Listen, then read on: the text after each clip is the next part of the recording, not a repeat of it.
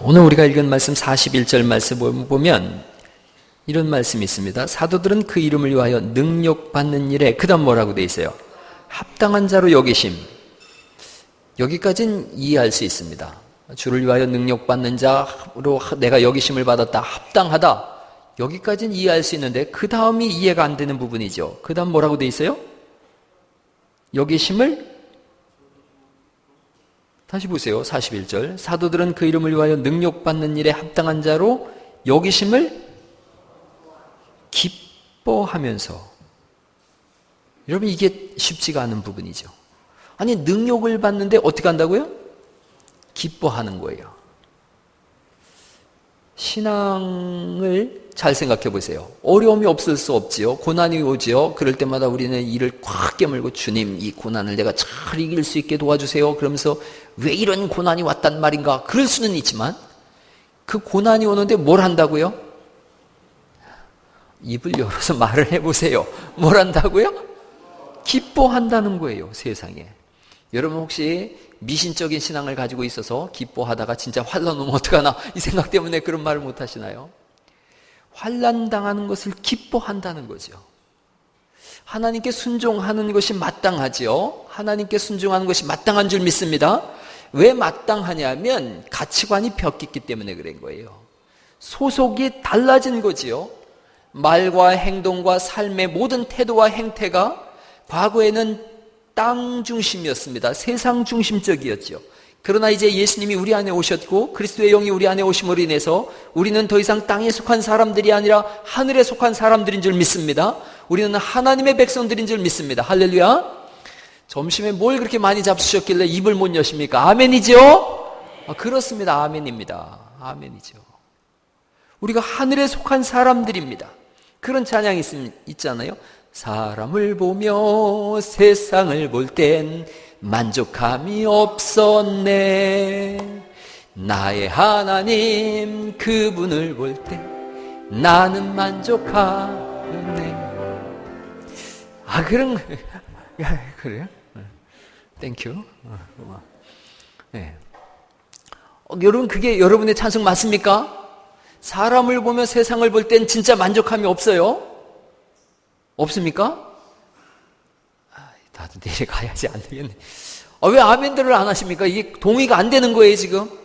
사람을 보며 세상을 볼 땐 만족함이 없는 줄 믿습니다. 그러나 나의 하나님 그분을 볼 때 만족한 줄 믿습니다. 동남풍이 불든지 서북풍이 불든지 태풍이 불어올지라도 예수 안에 만족함이 있는 줄 믿습니다. 우리의 가치관이 바뀌었기 때문에 그렇습니다. 할렐루야. 그렇습니다. 우린 바뀐 사람들인 거죠. 속이 바뀐 사람들인 거죠. 내 속이 옛날에는 세상의 열매를 맺기를 원했어요. 그래서 공부 잘하면 박수 쳐주고 세상에서 출세하면 기뻐하고 누가 시집가고 장가 잘 갔다 그러면 배 아파하고 했는데 이제는 가치관이 바뀌어진 거예요. 하나님의 영광을 바라보는 삶으로 우린 바뀐 줄 믿습니다. 이 사람들이 능력받는 것에도 기뻐했을 뿐 아니라 날마다 집에 있든지 성전에 있든지 밖에 있든지 어디에 있든지 예수가 그리스도라고 고백하는 일에 그들의 삶 모든 것을 쏟아놓은 줄 믿습니다. 우리가 그런 사람 되어야 될 줄 믿습니다. 우리가 그런 사람인 거예요. 두 세계가 충돌했어요. 하나님의 세계와 땅의 세계가 충돌했어요. 예수 안 믿는 사람들은 땅의 세계가 하늘의 세계를 잡아먹어버렸어요. 그러나 예수 믿는 우리는 하늘의 세계가 땅의 세계를 잡아먹고 하늘의 사람들로 세움받은 줄 믿습니다. 그래서 우리의 입술에서는 예수가 그리스도라고 주장하는 사람들인 줄 믿습니다. 할렐루야. 그렇습니다. 우리가 그런 사람들입니다. 예수님, 하나님께서 출애굽한 이스라엘 백성들에게 가나안 땅을 들어가자마자 아말렉과 전쟁을 하라고 그럽니다. 그런데 아말렉을 진멸하라 그러는 거예요. 진멸하라. 싹 없애버리라는 거죠. 두 세계가 충돌했거든요. 아말렉 문화는 우상의 문화입니다. 귀신의 문화입니다. 마귀의 세력입니다. 하나님의 백성인 이스라엘 백성들이 가나안 땅을 들어갔어요. 두 문화가 충돌한 거죠. 하늘의 문화와 땅의 문화가 충돌한 거예요. 하늘의 것과 땅의 것이 충돌한 거예요. 그럴 때 하나님이 타협하라고 하지 아니하시고 그들을 진멸하라고 하신 줄 믿으시기 바랍니다. 이 시대가 타협이 들어오는 세대입니다. 제가 지난주에 동성애에 대한 말씀을 드렸어요. 동성애의 물결이 땅에서부터 교회 안으로도 침투해 들어오는 거예요. 주님은 그것을 타협하라고 하지 아니하시고 진멸하라고 말씀하신 줄 믿습니다. 하나님 나라가 이 땅에 도래한 줄 믿습니다. 그렇다면 세상과 전쟁이 불가피한데 그 전쟁에 하나님은 우리를 그리스도의 전사로 세우신 줄 믿습니다. 그래서 우리는 깨어서 기도하며 예수의 이름으로 날마다 승리하는 사람들인 줄 믿습니다. 발에는 복음의 신발을 신어야 되고 허리에 진리의 띠를 떼어야 되고 흉배에는 가슴에 의의 흉배 붙이고 머리에 구원의 투구 쓰고 믿음의 방패와 말씀의 검으로 할렐루야! 그게 우린 줄 믿습니다. 그게 우리 용사들이에요. 완전 무장한 사람들이지요. 그리스도의 성령의 전신갑주를 입으라고 주님이 말씀하신 줄 믿습니다. 이 싸움에서 물러날 길이 없는 거예요. 물러나면 끝입니다. 날마다 한 걸음 주님과 동행하면서 이겨나가는 은혜가 있기를 예수 이름으로 축원합니다. 싸우다 보면 영광도 있고 고난도 있는 거지요. 예수 믿고서 고난이 오거들랑 영광으로 알고 기뻐하는 이 사도들처럼 우리의 삶에도 그런 기쁨이 있기를 간절히 축원합니다. 예수 믿으면 고난이 오게 돼 있습니다. 왜냐하면 땅에 살면서 하늘의 사람으로서 전쟁을 하려니까 그런 거예요. 그 고난이 오는 것이 우리에게 유익이라 그래요. 유익. 왜냐하면 고난이 우리를 가르치기 때문에 그렇습니다. 옛날에 왜 거지왕자 읽어보셨죠? 거지왕자 누가 썼죠? 안데르센? 어떤 사람이 썼겠지 그냥 나하고 그게 무슨 상관이에요, 예배 시간에. 거지왕자 읽어보면 갑자기 거지가 뭐가 된 거예요? 왕자가 됐지 않습니까? 독서를 도통 안 하신 얼굴로다가 이렇게 맹송하게 쳐다보시는데, 그러면 제가 굉장히 당황스럽죠. 거지 왕자 안 읽어보신 분만 손 들어봐요. 다 읽은 거죠? 그렇죠. 거지 왕자가 이렇게 왕국에 들어서잖아요. 왕국에 들어섰는데 모든 법도가 다 이게 자기하고 안 맞는 거예요. 거지로 살 때는 입이 걸지 않습니까? 그래서 이렇게 시정을 보면서 야 인마 이리 와봐 이러잖아요. 거지니까. 그 왕궁에서 왕도의 법도를 배우는 거예요. 그래서 어느 정도 교육을 받는 거지요. 우리도 똑같은 사람들인 거죠. 우리는 거지로 살았던 사람들이, 버림받은 사람, 아니 영원히 죽어서 지옥에 떨어질 사람들, 성경에 예수님 표현대로 보면 마귀의 자식들이었죠. 그런데 우리가 예수 그리스도의 보배로운 피를 인하여 하나님의 백성들 된 줄 믿습니다. 신분의 변화가 온 거예요. 새로운 사람이 된 거예요. 그러자 말과 태도와 언행과, 그게 그거네, 언행과 태도와 가치관과 우주관 세계관이 다 변한 사람들인 줄 믿습니다. 이게 중요한 거예요. 교육적인 부분에서도 한번 생각해 보세요. 몸은 여기 와 있고 예수님을 믿지만 아직도 머리는 세상에 가 있는 사람들이 얼마나 많은지 몰라요. 여러분, 일본 사람들이 1905년에 을사늑약 맺고 1910년에 나라를 팔아먹는 국치가 생겼어요. 그러고서 1945년 우리나라가 해방됐는데, 그때 일본에 어떤 사람이 있어요. 그 녀석이 떠나가면서 뭐라 그랬냐면, 너희는 100년이 지나도 조선이 가졌던 영광을 회복하지 못할 것이다. 그러고 갔어요. 그 이유가 자기들이 식민사관 교육을 우리에게 이식해놨다는 거예요. 그래서 우리 머릿속에 식민교육이 자리 잡고 있기 때문에 100년이 지나도 우리는 자립하는 영광을 못 가질 거라는 거예요. 그러면서 뭐라 그랬냐, 우리는 반드시 다시 온다 그랬어요. 그런데 우리가 다 아는 얘기예요. 그들이 갔어요. 그리고 그때 경성제국대학을 경성대학으로 바꾸고 조선교육위원회가 생겨나고, 그래서 그 경성대학이 뭐가 됐냐면 서울대학교가 됐어요. 서울대학교에서 미국의 교육을 받아들였는데, 하치 장군이라고 하는 사람이 서울대학교 교육을 어떤 교육으로 머리 심어놨느냐면 미국의 사립대학 교육이 아니라 공립대학 교육으로 심어놨다는 거예요. 여러분 좀 더 생각해봐요. 미국의 공립대학 교육은 프러시아에서 노동자들을 만들어내기 위한 교육이었어요. 그게 미국의 공교육이에요. 그래서 지배층은 계속 지배층이 되어지고 피지배층은 계속 피지배층이 되는 그런 교육이에요. 여러분이 잘 알다시피 우리가 다 아는 얘기니까요. 일제시대 때 앞잡이하던 사람들이 다시 한번 미국을 등에 업고서 나라를 통치를 하게 됐어요. 그 사람들 머릿속에 백성들이 머리가 깨어나고 지식을 생기면 자기들을 없이 한다는 걸 알기 때문에 백성들을 어리석게 만들기 시작한 거예요. 그래서 생각을 안 하는 거예요. 백성들이 생각을 안 합니다. 학교에 가서 생각하는 교육인가요? 아니잖아요. 주입식 교육에, 암기식 교육에, 기계식 교육에.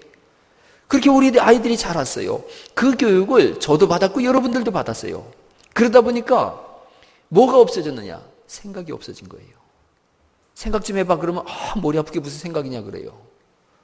학교 교육에 생각이 없어진 것이 어디까지 들어왔느냐? 교회까지 들어왔어요. 교회에서도 생각을 안 합니다. 생각을 않고 사니까 하나님의 백성으로서 어떻게 살아야 되는지에 대한 생각이 없는 거예요. 그냥 성경을 읽고 예배드리고 끝! 그러지 삶의 변화가 일어나질 않더라는 거예요. 여러분, 예수 믿는 사람은 삶의 변화가 일어나야 되는 줄 믿습니다. 제가 어떤 사람 책을 열심히 읽어봤어요. 이지성이라고 하는 사람이 쓴 칼럼도 읽어봤어요. 이 사람이 중요한 얘기 했더라고요. 집집마다 스마트폰이 없는 사람이 없는 거예요. 스마트폰을 누가 처음에 만들어냈는지 아세요? 스티브 잡스지 않습니까? 스티브 잡스. 스티브 잡스가 그걸 어떻게 만들었는가를 추적해 봤더니 이 사람이 인문서적을 열심히 읽으면서 인문서적 속에서 인문학과 기계의 만남, 그 열매가 스마트폰이라는 거예요.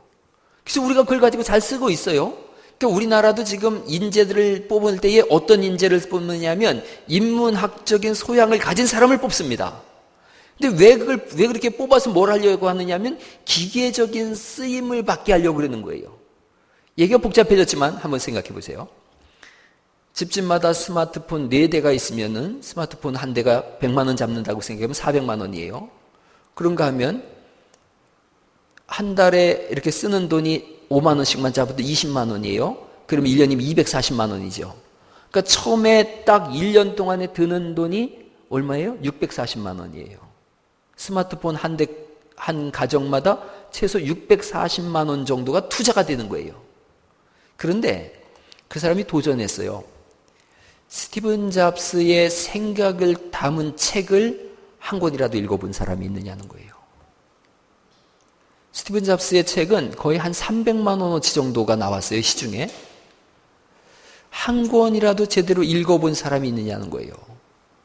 그 사람은 그걸 만들어서 엄청난 부자가 되고 세상을 주물럭거리고 있는데 우리는 그 주물럭거리는 그 소나귀에서 그 부처님 손바닥에 있는 손오공처럼 놀아나고 있더라는 거예요. 이 스마트폰 하나만 가지고서. 그러다 보니까 아이들도 생각이 없어요. 어른들도 생각이 없어요. 학교 교육도 생각이 없어요. 교회 안에도 생각이 없어요. 생각이 없는 민족은 절대로 발전할 수가 없습니다. 제가 이번에 다윗과 골리앗이라는 책을 여러분에게 소개했어요. 그 책은 뭔 얘기를 하느냐? 생각하라는 거예요. 생각하라. 생각하면 골리앗도 다윗이 이길 수 있다는 거예요. 언젠가 제가 다윗과 골리앗 설교를 했지요. 엘라 골짜기에 있는 돌은 보통 단단한 돌이 아니라는 거예요. 이 돌멩이가 이렇게 물맷돌에 잡아서 던지면은 100m 밖에 있는 병사도 사살할 수 있는 강력한 무기래요. 그걸 다윗이 가진 거예요.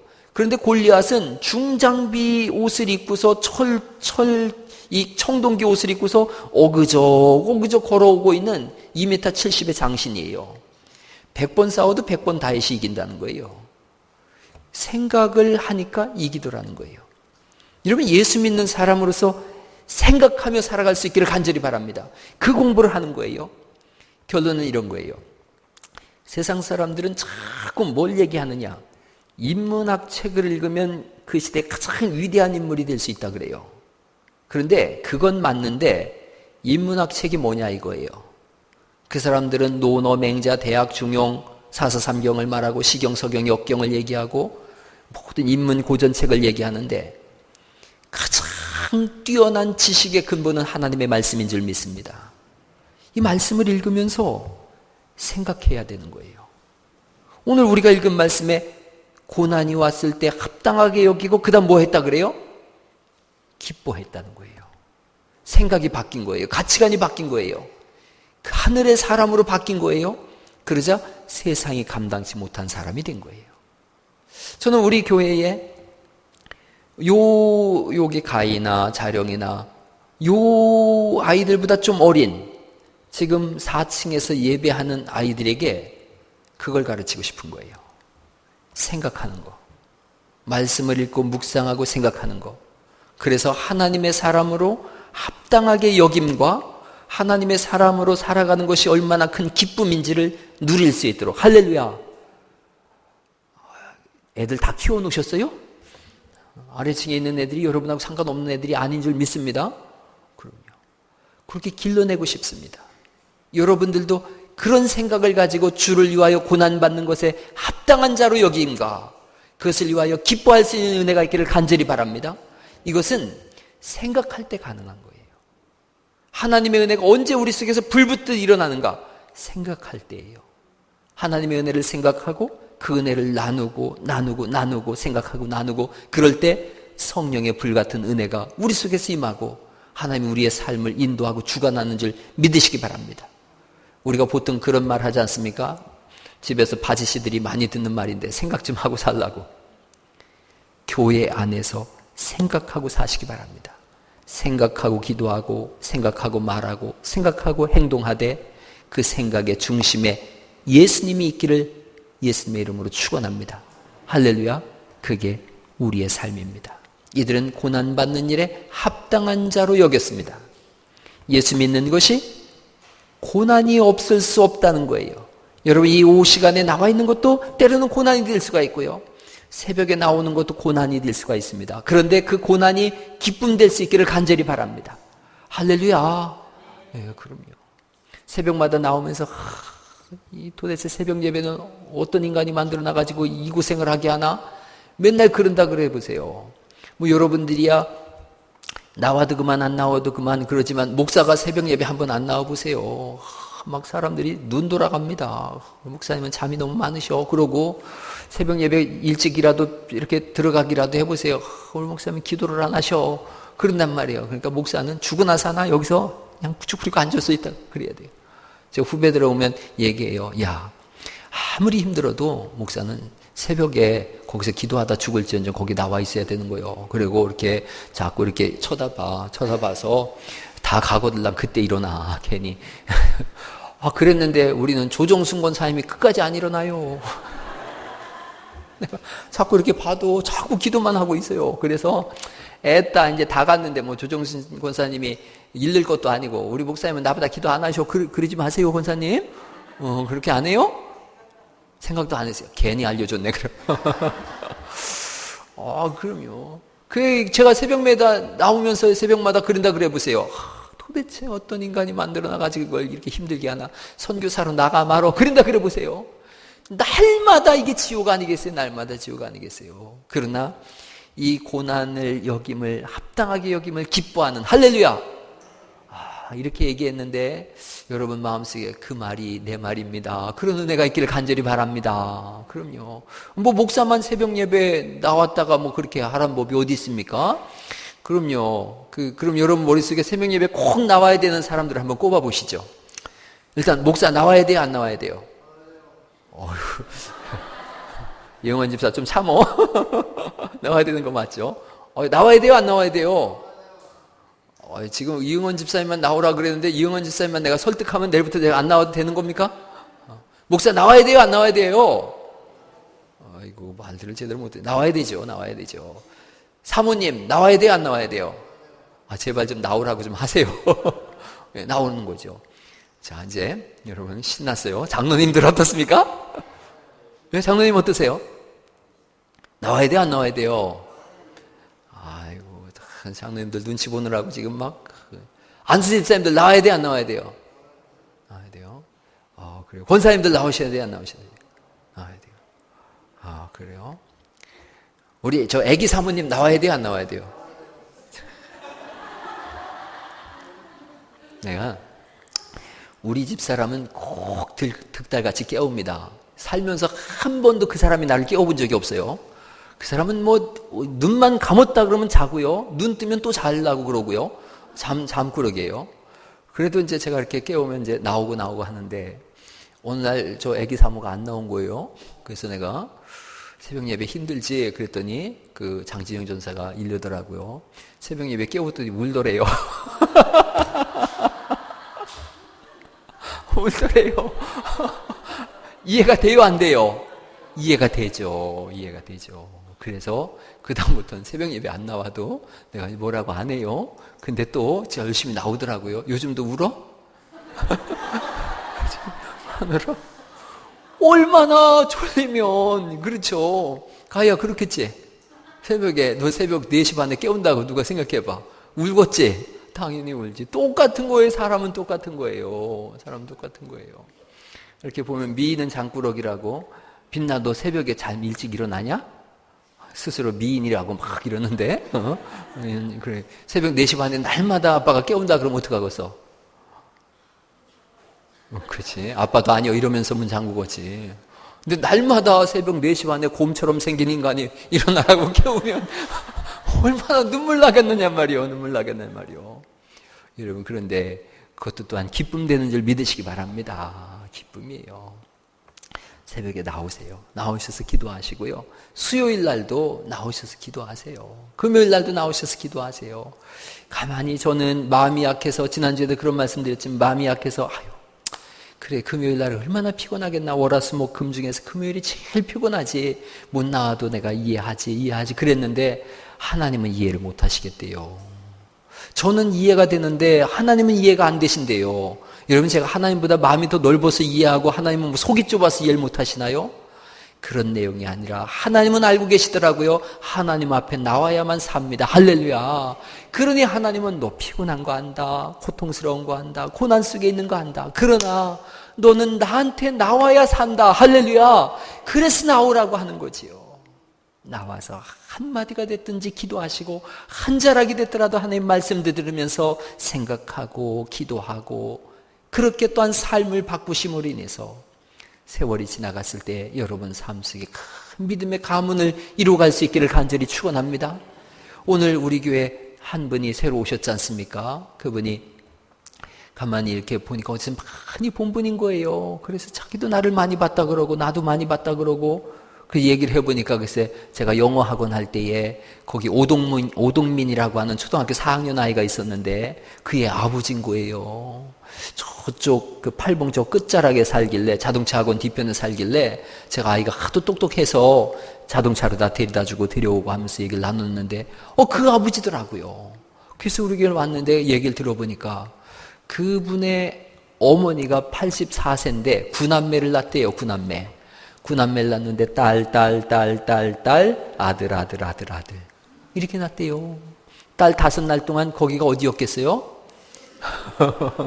그랬겠지요. 지옥도 그런 지옥이 없었겠지요. 그러다가 아들 5을 낳았는데 세상에 이분이 권사님인데 9이 다 예수를 믿는 데다가 글쎄 네 형제가 다 목사님이래요.